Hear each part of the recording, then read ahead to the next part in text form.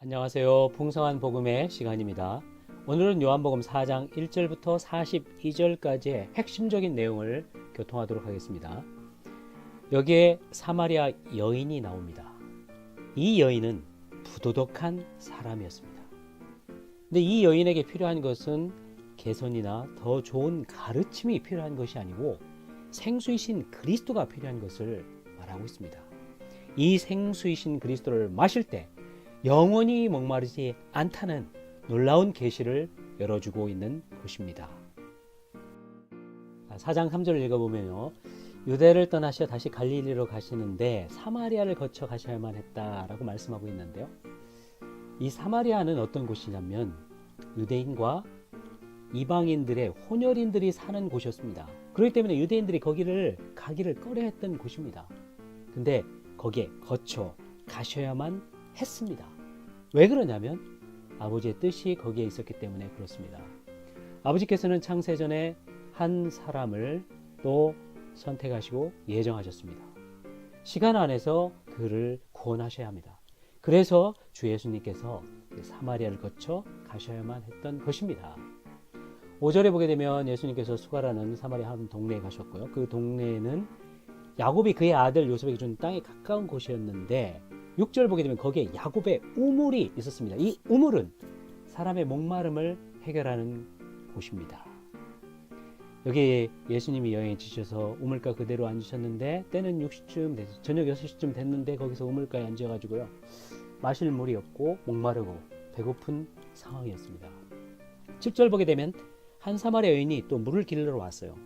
그리고 예수님께서 그 여인에게 마실 물을 좀 주십시오라고 말씀하셨습니다. 여기에 6절과 7절에 두 지친 사람, 목마른 사람이 나오는데요, 예수님께서 겉으로 보기에는 육신적인 목마름이 있는 것 같아요. 그런데 32절부터 34절까지 자세히 읽어보면 주 예수님께서는 또 다른 음식이 있다는 걸 말씀하고 있습니다. 그게 영적인 음식인데요, 이것은 뭐냐면 나 보내신 분의 뜻을 행하고 아버지의 뜻을 행하는 겁니다. 그리고 그분의 일을 완성하는 것, 아버지 하나님의 일을 완성하는 것이 그분의 목마름과 배고픔을 채울 수 있는 것입니다. 사마리아 여인은 가련한 목마른 사람이고요, 주 예수님은 아버지의 뜻을 행하기 위해서 목말랐던 분이십니다. 이 사마리아 여인의 상태를 좀 더 깊이 보게 되면요, 16절부터 18절까지 자세히 나와 있는데 예수님께서 말씀하셨다. 가서 그대의 남편을 불러오십시오. 17절 보게 되면 여인이 나에게 남편이 없습니다 라고 대답하니 예수님께서 말씀하셨다. 그대가 남편이 없다고 바르게 말하였습니다. 18절 보게 되면 그대에게 남편 5이 있었고 지금 있는 남편도 그대의 남편이 아니니 그대가 한 말이 참되다, 이렇게 말씀하고 있습니다. 여기서 우리가 보게 되면 이 여인의 상태는 아주 부도덕한 것을 알 수가 있습니다. 6명의 남편이 실제적으로 있는 걸 볼 수가 있습니다. 지금 사는 남편은 동네 사람들한테 공개된 남편이 아니었던 것 같아요. 그러나 주 예수님께서는 그 남편까지도 지적하셨던 것입니다. 그 여자의 이 부도덕한 상황을 다 알고 계셨습니다. 요한복음 4장에서 사마리아 여인의 상태를 4가지 그림으로 요약할 수가 있습니다. 첫 번째, 이 여인은 우물을 갖고 있습니다. 어렸을 때부터 이 우물을 기르고 마시고 했을 것입니다. 그런데 그 여인은 다시 목말랐습니다. 또 목말랐습니다. 근데 이 여인의 상태는요, 그 사마리아 여인 한 사람만 나타내는 것이 아니고 모든 타락한 인류를 말합니다.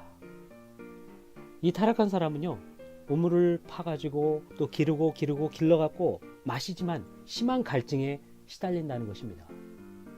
예를 들어서 어떤 사람이요, 만족을 위해서 고등학교를 졸업하고 대학교에 들어갔습니다. 대학교에 들어가서 학사학위를 받고 대학원에 들어가서 석사학위를 받고 박사학위를 받고 더 많은 학위를 받았습니다.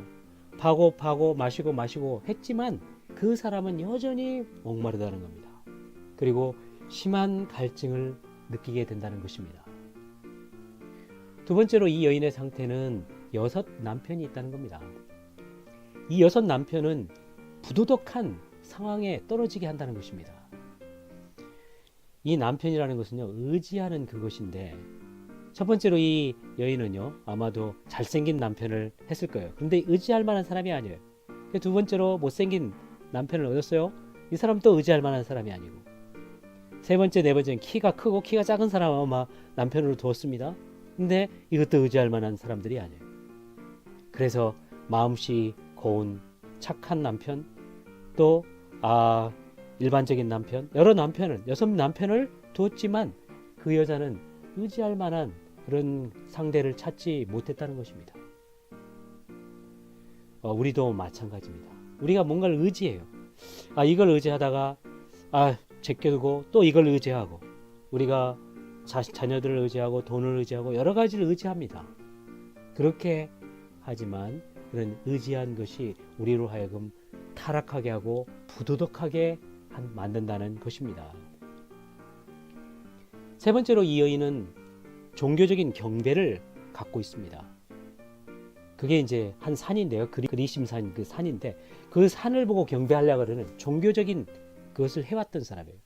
이 종교라는 건 뭐냐면 그리스도의 실제가 없이 뭔가 그리스도를 섬기려는 거예요. 하나님의 그러한 생명이 없이 하나님을 섬기려는 게 종교입니다. 그래서 너무 헛되죠. 기도하고 많은 때 제물을 드렸지만 그것이 헛된 거예요. 하나님의 생명이나 그리스도의 실제를 갖지 못하게 되었다는 겁니다. 이 종교가 얼마나 허무합니까? 헛됩니까? 네 번째, 이 여인은 물동이를 갖고 있습니다. 이 물동이는 뭔가 물을 얻으려고 하는 수단입니다. 이것이 물을 얻으려고 하는 돈이 될 수 있고, 또 명예가 될 수가 있고, 지식이 될 수 있고, 가족이 될 수 있고, 자녀가 될 수 있고, 이런 것들을 위해서 일생을 투자하고 했지만 그 존재가 소진된다는 거예요. 비어있다는 거예요. 채워지지 않은 게 항상 이 물동이는 비어져 있습니다. 결국 이 여인은 목마르고 부도덕한 사람이 되었습니다. 요한복음 4장 13절 보게 되면요, 예수님께서 대답하셨다. 이 물을 마시는 사람마다 다시 목마를 것이다 라고 말씀하고 있습니다. 다시 목마르다는 겁니다. 이 물은 야곱의 우물입니다. 종교적인 물, 또 부도덕한 물, 우리를 소진시키는 이 물, 마시면 마실수록 더 목마르고 심한 갈증에 시달리게 되는 것입니다. 그런데요, 여기 14절이 놀라운 성경 구절입니다. 이 요한복음 4장 14절은 꼭 암기해야 되고 또 누려야 되고, 이 실제 안으로 우리는 들어가야 합니다. 누구든지 내가 주는 물을 마시는 사람은 여기서 주 예수님께서 주시는 물이 있다는 겁니다. 내가 주는 물, 주 예수님이 주는 물을 우리는 마실 필요가 있습니다. 이 마시는 사람, 주 예수님이 주시는 물을 마시는 사람은 영원히 목마르지 않을 것입니다. 영원히 목마르지 않습니다. 내가 주는 물은 그 사람 안에서, 그 사람의 그 깊은 존재 안에서입니다. 영 안에서입니다. 육신 안에서 나오는 게 아니고 그 사람의 영 안에서부터 원천이 되어 샘솟아올라 영원한 생명에 이르는 것입니다. 여기에 원천이 있고 샘솟아 오르는 게 있고 영원한 생명에 이르는 것이 있습니다. 그래서 원천은요, 아버지 하나님이셔요. 또 샘솟아 오르는 건 아들 하나님을 말씀하고 있습니다. 영원한 생명에 이르도록 흐르는 흐름이 있습니다. 이 흐름은 그 영입니다. 그 영. 그래서 이분을 뭐라고 하죠? 아버지, 아들, 그 영은 흐르는 삼일 하나님, 흐르시는 하나님, 흐르시는 삼일 하나님, flowing triune God 이라고 말씀할 수가 있습니다. 이분은요, 사람 안에 어떤 타락한 사람이든 어떤 부도덕한 사람이든 어떤 소진된 사람이든 어떤 종교적인 사람들 그 안으로 들어오기를 원하십니다. 그 영 안으로 설치되기를 원하십니다. 그 설치된 분수대 같은 그분이요, 우리의 영 안에 들어오셔가지고 솟구치는 샘솟아 올라서요, 계속적으로 우리의 혼을 적시고 우리의 전 존재를 적시기를 원하신다는 겁니다. 여기에서 우리는 하나님의 마음의 갈망을 만져야 합니다. 그분은 흐르시는 하나님이십니다. 그분이 우리 사람 안에 들어와서 설치된 하나님이 되기를 원하십니다. 그분은 우리 안에서 솟아나기를 원하십니다. 펌펌펌 펌펌펌 분수대에서 물이 솟구치듯이 이러한 솟아나기를 원하시는 것입니다. 여기에 우리가 우리 자신을 열어서요, 주 예수님, 당신이 내 안에 들어오셔서 나의 온 존재를 적시십시오. 그 영원한 생명으로 나를 충만케 하십시오. 이렇게 한다면 우리는 이 설치된 하나님을 갖게 될 것입니다. 그래서요, 여기에 흐르시는 삼일 하나님이 있습니다. 거대한 강처럼 그분은 원천이 되어서 우리 가운데 흘러들어오기를 원하십니다. 아버지는 원천이시고 아들은 솟는 샘이시고요. 성령은 흐르는 강이십니다. 우리가 마실 수 있도록 흘러들어오시는 분이십니다. 우리가 그분을 마실 때, 그분을 접촉할 때 영원한 생명으로서 그분은 우리 가운데 흘러들어오십니다. 그리고 이 흐름이 교회 안에 있습니다. 교회는 뭐냐면 이 영원한 생명을 모든 지체들과 함께, 모든 예수 믿는 사람들과 함께 풍성히 누리는 것입니다. 우리는 바로 이 단계에 있습니다. 이 단계를 거쳐 최종적으로 우리는 새 예루살렘으로 완결되게 됩니다. 오늘날 우리는요, 흐르시는 삼일 하나님을 마시는, 그렇게 할 때 영원한 생명의 흐름 가운데 있게 됩니다. 교회 안에서 우리가 더 풍성히 영원한 생명을 누립니다. 결국은 이 영원한 생명이 흐르고 흘러서 영원한 생명의 총체인 새 예루살렘이 되게 되는 것입니다. 요한복음 4장 20절 보게 되면요, 우리 조상들은 이 산에서 경배하였는데 여러분은 경배할 곳이 예루살렘에 있다고 말씀하십니다. 이 여인이요, 갑자기 화제를 바꿨어요. 화제를 바꿨는데 마시는 얘기 아니고 이제 경배의 문제에 왔습니다. 근데 여기서요, 경배하고 마시는 것은 같은 것입니다.